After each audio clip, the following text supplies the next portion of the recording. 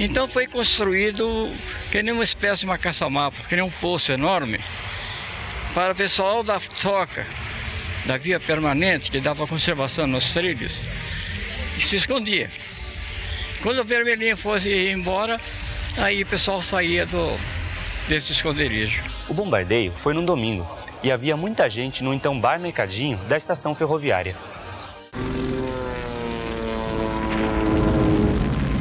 Uma das bombas caiu fora do alvo, explodiu na praça. E dos estilhaços, morreu o filho do tintureiro João Chiorato, o menino Aldo, que morava aqui, na Campos Sales.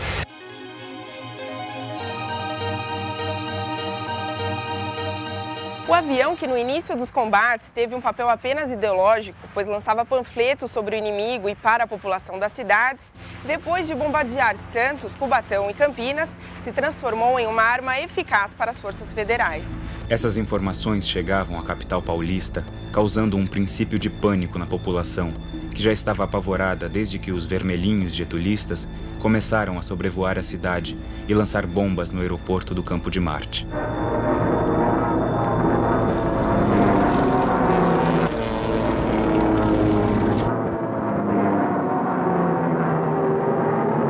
O presidente Vargas mantinha um otimismo nervoso em seu diário particular. Reconhecia as ações do Exército Paulista, festejava as vitórias do governo e, acredite, dirigia suas armas também para outro lado do mundo. É o diário quem conta. No primeiro mês de batalha, Getúlio encomendou armas e munições ao governo francês, que, mesmo sendo pago, se recusava a entregar o material sob alegação humanitária. Linhas depois, a informação de que 5 aviões estariam sendo enviados pelos Estados Unidos, outro fornecedor bélico para o governo. As tropas federais de Getúlio, com a adesão dos exércitos gaúcho e mineiro e a chegada de diversos batalhões do Nordeste, contavam com mais de 200 mil combatentes regulares. Farta munição, artilharia pesada, navios de guerra e mais de 50 aviões. Quando o Vargas deu o golpe de 37, por que os paulistas também não reagiram em nome desse mesmo ideal, que era o da Constituição e o da democracia? Olha, eu acho que em 37 a situação era a seguinte: estava em curso um processo eleitoral, num momento em que a situação mundial era bastante conturbada. O fascismo e o comunismo eram forças extremas que estavam em luta, não apenas na Europa, mas aqui no Brasil também. A questão social, que durante os anos 20 assustava as elites políticas, nos anos 30 se ampliou para o alinhamento das forças entre o fascismo e o comunismo. Existia uma atividade civil muito grande, muito intensa. Existia uma força de direita grande, que era o Partido Integralista. E, nas circunstâncias, a própria elite paulista achava que as coisas estavam indo por um caminho indesejado. Indesejado? Então, indesejado. Porque houve uma tentativa de golpe em 1935, uma tentativa não, aquilo que se chamou de intentona comunista de 1935, que foi um movimento militar no Nordeste, e a partir desse movimento militar, os próprios políticos exigiam uma tomada de posição mais firme diante das circunstâncias, e criou-se, então, a Lei de Segurança Nacional. O Congresso aprova uma Lei de Segurança Nacional que dá poderes ilimitados ao Executivo. Ou seja, nós estamos vivendo um momento de radicalização das forças políticas. E 37, portanto, é resultado dessa radicalização. E onde fica São Paulo nessa situação? 37 é explicado, em primeiro lugar, pelo acirramento da questão social. Em segundo lugar, pelo apoio militar à centralização do poder no Estado. Getúlio Vargas saiu vitorioso em 37, mas de um golpe que foi tramado na alta cúpula militar. Sim, mas... O Exército Nacional defendia a centralização do poder para fim de defesa nacional, porque o conflito bélico estava às portas. Então, nos objetivos do Exército Nacional, que encarnava a representação da nação, se considerava a nação organizada, havia a necessidade de centralizar o poder a nível federal, anulando os procedimentos políticos demorados, que enrolavam as decisões, impediam decisões rápidas no momento de crise internacional. Por que os paulistas não reagiram ao golpe de 37 que implantou uma ditadura? Eu também faço as minhas pesquisas, minha leitura, e eu verifiquei que em 1935, Getúlio Vargas, aliás, aí já presidente, embora biônico, eleito pelo Congresso Nacional, mas presidente, vem fazer uma visita a São Paulo. E um grupo de professores da Faculdade de Direito de São Paulo, o Reduto Liberal de São Paulo, foi fazer uma visita de cortesia a Getúlio Vargas. O que eu quero assinalar é isso. Grande parte da oligarquia paulista aderiu a Getúlio Vargas depois de 1934. E um sinal disso é exatamente a presença de professores da tradicional Faculdade de Direito do Largo São Francisco, das Arcadas Franciscanas, o Reduto Liberal, inclusive importante na Revolução de 1932, vários professores foram ministros de Getúlio Vargas. Eu lembro dois nomes que tiveram uma importância enorme no governo Vargas: Cardoso de Melo Neto, da velha oligarquia paulista, e Vicente Rau, que foi ministro da Justiça, com um peso enorme, uma importância enorme. Então, isso explica, sim, em grande parte, por que razão São Paulo não reagiu à implantação da ditadura. E aqui, lembrando a colocação do professor Ailton, àquela altura já havia o temor do perigo comunista. E nós encontramos isso, inclusive, em obras de ficção do final da década de 30, que falam na Rússia. Não se falava aqui em União Soviética, era a Rússia, o comunismo e coisas desse tipo. Então, havia um medo enorme. E a ideia de que, então, um governo forte era necessário para impedir o perigo comunista. Agora, o que se verificou foi que este governo forte, de fato, a partir de 1937, era uma ditadura. Aí uma grande habilidade do Getúlio foi legalizar a ditadura. Quer dizer, em vez de pura e simplesmente tomar a força pelo poder das armas, publicou uma nova Constituição, que passou a ser chamada como a Polaquinha, de 1937, porque, em grande parte, se inspirou numa nova Constituição da Polônia. Isso facilitou a implantação da ditadura constitucional. É uma contradição falar em ditadura constitucional, mas, na verdade, foi o que se implantou no Brasil e que facilitou a permanência de Getúlio Vargas. O que aconteceu foi que, como toda ditadura, daí a pouco ela degenerou completamente. Assim, por exemplo, teve um peso enorme a imposição de censura à imprensa. E é aí que veio uma reação muito forte, inclusive do jornal O Estado de São Paulo, que foi um resistente importante a essa ditadura. Mas, de fato, a partir daí, o que se implanta é um sistema ditatorial, mas em grande parte consentido. Eu vou me permitir lembrar uma pequena passagem pessoal, mas que acho que é ilustrativa. Isso aconteceu comigo em 1940. Eu tinha, então, 9 anos de idade. Eu tinha 6 meses quando houve a Revolução de 1932. Então, em 1940, eu estava terminando o curso primário e, durante uma aula, a professora, falando de alguma coisa, disse: o presidente Getúlio Vargas. E eu interrompi a professora e disse: presidente, não, ele é ditador. Porque eu tinha isso na minha casa, eu tinha o meu tio morto em 1932, meu pai falava muito disto no ditador Getúlio Vargas, e eu, então, disse: professor, ele é ditador. A consequência é que eu fui posto de castigo. O professor me mandou: fique de pé lá, porque você é um atrevido, e coisas por aí afora. Então, de fato, a ditadura foi completamente sufocada, e isso depois todos perceberam, e afinal houve a deposição de Getúlio Vargas. Por favor, sua pergunta. Getúlio, sabendo onde ele queria chegar, talvez já com o Estado Novo, resolveu não atacar a infraestrutura paulista, econômica, sendo portos, malha ferroviária, entre outros, já pensando no crescimento econômico que ele queria trazer para o país, já que São Paulo era a locomotiva? São Paulo, até na Revolução de 32, a chamada Revolução de 32, teve um desenvolvimento grande no seu parque industrial e tecnológico. Nós vimos isso no vídeo agora há pouco. E, evidentemente, Getúlio tinha que aproveitar isso, porque o que havia, naquele momento, no país, de modernidade, nesta área tecnológica, industrial, era São Paulo. E não havia por que ele desprezar tudo isso.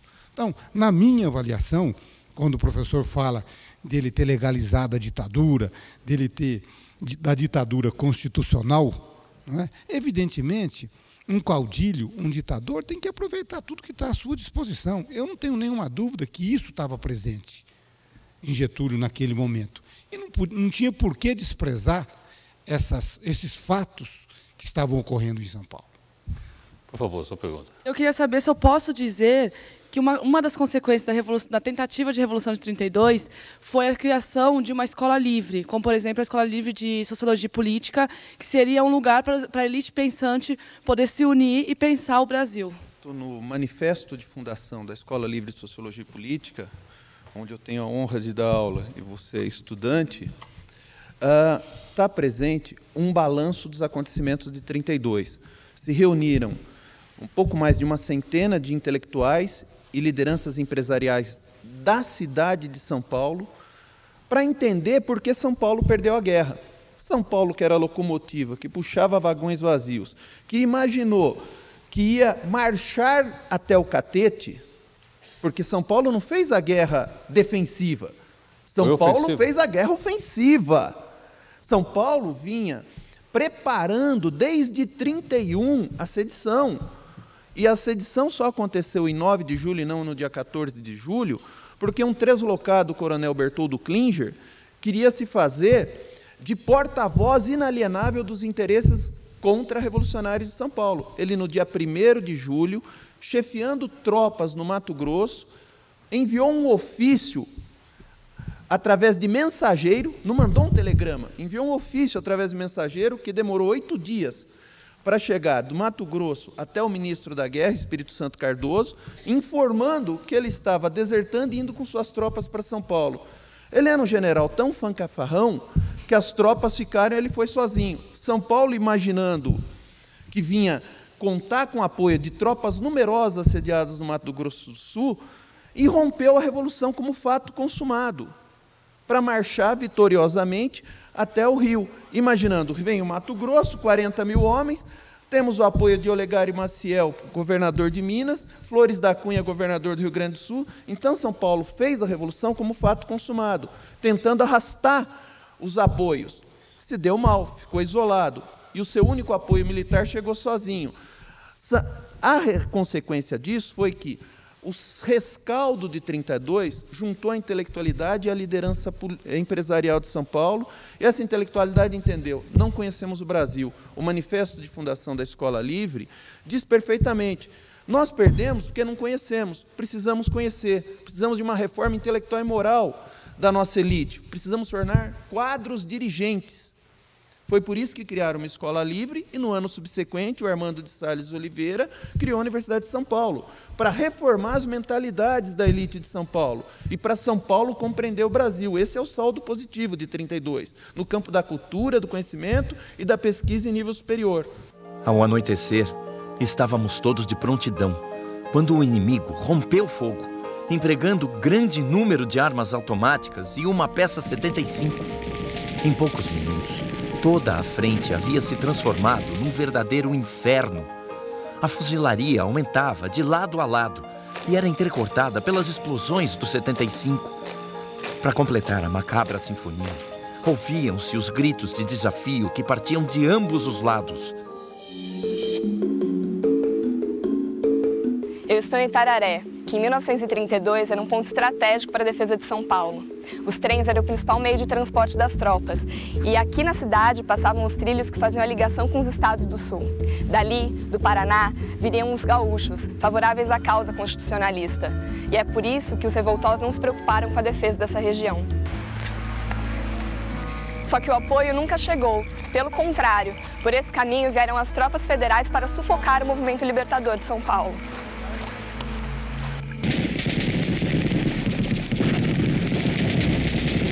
A cavalaria gaúcha era a mais temível força militar terrestre do Brasil. Nos últimos 200 anos, tinham lutado contra os índios guaranis, contra os espanhóis, participado da Guerra do Paraguai, Guerra dos Farrapos, Revolta Federalista, Revolta dos Tenentes e Revolução de 30.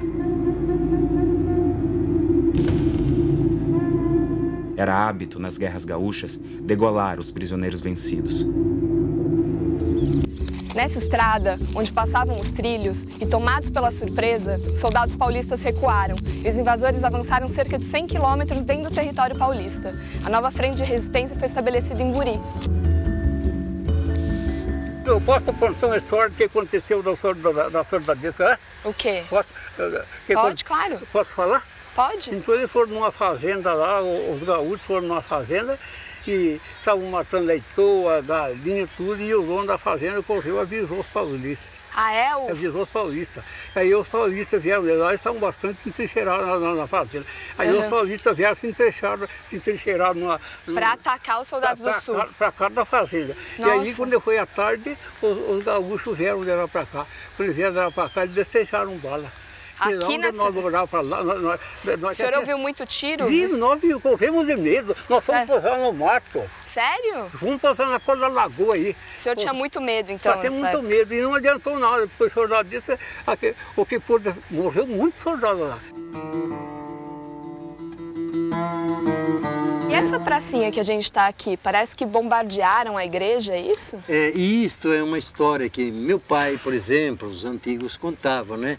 Então aqui foi construído, onde está a matriz, uma capela de São Roque. Aí os gaúchos bombardearam a capela? E daí os gaúchos, né, foram até o Rio Grande do Sul e trouxeram um canhão e soltaram uma bomba na capela. Mas aqui. Por que fizeram isso? Eles imaginavam que os paulistas estavam dentro da capela, porque não tinha outro alojamento. Então aqui, era para atacar os paulistas. Isso, né? era para acabar com a vida dos paulistas.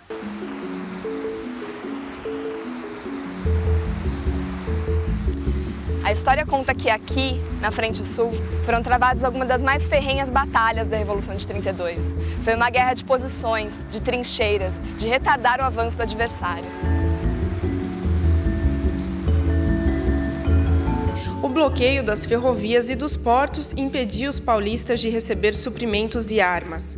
Para equipar as tropas, o Comando Revolucionário teve de apelar para a Escola Politécnica. O Laboratório de Ensaios de Materiais virou o Centro de Tecnologia Bélica dos Constitucionalistas. Professores e alunos produziram e desenvolveram armas, munições, instrumentos como estes, preservados aqui no Centro de Memória do Instituto de Pesquisas Tecnológicas. Este é um periscópio projetado para observar os movimentos dos inimigos do interior das trincheiras. O IPT também fez o lança-chamas, um aparelho que colocava fogo, né, nos inimigos, o lança-minas, conhecido como sapinho. O maior esforço se concentrou na produção de munição para artilharia e de granadas de mão. 3.000 voluntários trabalharam na fábrica da Politécnica para produzir 180.000 granadas. Houve vários acidentes que foram usados para fazer as granadas, no qual acabou se acidentando vários pesquisadores, como o Adriano Marchini, que perdeu a mão, né? 3 engenheiros acabaram morrendo, porque eles eram, na realidade, eles iam até os frontes ensinar os soldados a trabalhar com as granadas. A partir de estudos com metais, foram produzidas ligas mais leves e eficientes para a produção de capacetes, cantis e chapas de blindagem. O presidente Getúlio Vargas se surpreendia com a inventividade das forças paulistas no fronte de combate. Os rebeldes mandam trazer canhões tirados dos fortes e fabricam capacetes de aço para a defesa da cabeça dentro das trincheiras. Pelo lado das forças do governo, o presidente diz que há muito estudo e pouca produção. E, por fim, o desabafo. A burocracia, a má vontade, a sabotagem, tudo entrava. Na Frente Sul, a tecnologia e a criatividade dos paulistas tomaram a forma de um trem blindado, armado de canhões, mas o inimigo levava vantagem no número de armas e de soldados. O papel das forças revolucionárias era resistir. As posições em torno dessa região de Buri foram disputadas palmo a palmo. Os revolucionários tiveram de entregar Buri e depois Vitorino Carmilo. O prédio da estação de Vitorino foi o cenário da maior batalha do conflito. Tinha mais ou menos umas 500 trincheiras. 500? E dali estavam os gaúchos entrincheirados ali e atiravam no Vitorino Carmilo, no outro lado do rio, do Piauí ali. Atiravam para lá. E por que trincheira? Mas tinha horário de atirar, tinha por horário, né? É? Mas por que fizeram trincheira lá? É? Por que fizeram trincheira lá? Fizeram para livrar de bala, porque quando você começa o tiroteio lá, eles têm que baixar na trincheira, deitar. Ah, é para se proteger, entra no buraco lá. Do lado invasor, 6.000 soldados federais. Do outro, 1.030 constitucionalistas resistiram por 2 dias antes de recuar.